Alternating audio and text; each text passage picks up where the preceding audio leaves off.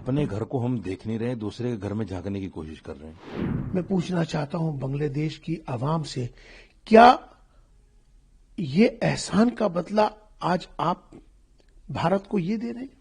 तो ये उस मुल्क के लिए भी लॉ एंड ऑर्डर की बड़ी खतरनाक सिचुएशन है और हमारे मुल्क के लिए भी चिंता की बात है। वहाँ के लोगों को मुत्तहिद रह के अपनी बात को मजबूती के साथ सरकार के सामने रखना चाहिए और उन लोगों का मुकाबला भी करना चाहिए। मेरी समझ में एक चीज नहीं आती, अपने घर को हम देख नहीं रहे, दूसरे के घर में झांकने की कोशिश कर रहे हैं। बांग्लादेश में किसके साथ क्या हो रहा है भाई, मुझे उससे क्या लेने देना।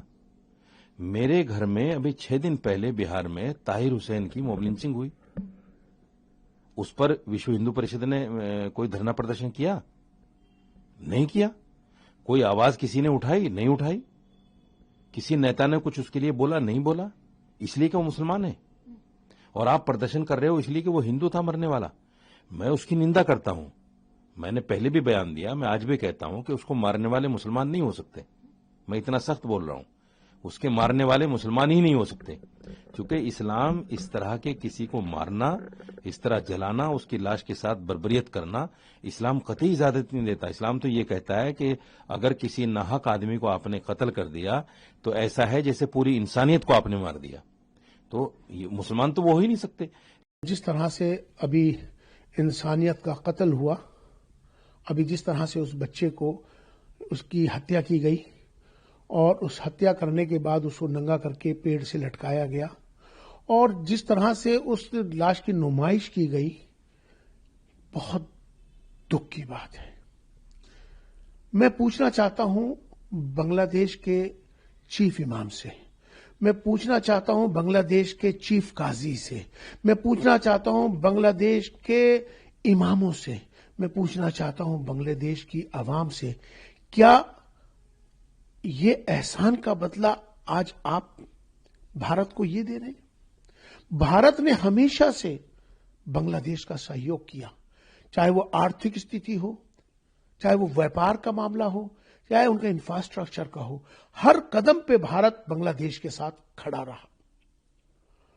ये एहसान फरामोशी है।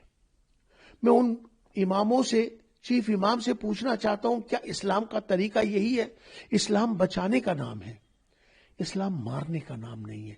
पिछली मर्तबा भी आपने देखा कि मंदिरों को जला दिया गया, हिंदुओं की निर्मम हत्याएं कर दी गई, औरतों के साथ रेप किए गए। क्या ये इस्लाम इसकी इजाजत देता है? बांग्लादेश के हालात वाकई में बहुत चिंताजनक हैं। जिस तरीके से मीडिया के थ्रू खबरें आ रही हैं और जो विजुअल हम लोग देख रहे हैं, तो उसको देख करके वाकई में बड़ी चिंता होती है और भारत के लिए बहुत चिंता की बात है, क्योंकि जाहिर सी बात है बांग्लादेश के हालात जिस तरीके से वहाँ पर कानून अपने हाथ में ले लिया गया पूरी तरीके से और लोगों को मारा जा रहा है, तो ये उस मुल्क के लिए भी लॉ एंड ऑर्डर की बड़ी खतरनाक सिचुएशन है और हमारे मुल्क के लिए भी चिंता की बात है। बांग्लादेश की आवाम को मैं एक ही बात कहना चाहूँगा, वहाँ की हुकूमत को, कि आपको पाकिस्तान अपनी नापाक सोच को कामयाब करने के लिए हथियार के शक्ल में इस्तेमाल कर रहा है। आप उसके बहकावे में ना आए। आपका मुल्क बहुत अच्छी राह पे जा रहा था, लेकिन जब से पाकिस्तान की नापाक सोच आप पे पड़ी है और उसकी नज़रें पड़ी नापाक आपके ऊपर, वैसे आपको भारत के विरुद्ध से एक हथियार के तौर पे इस्तेमाल किया जा रहा है, जो दोनों मुल्कों के लिए बेहतर नहीं है।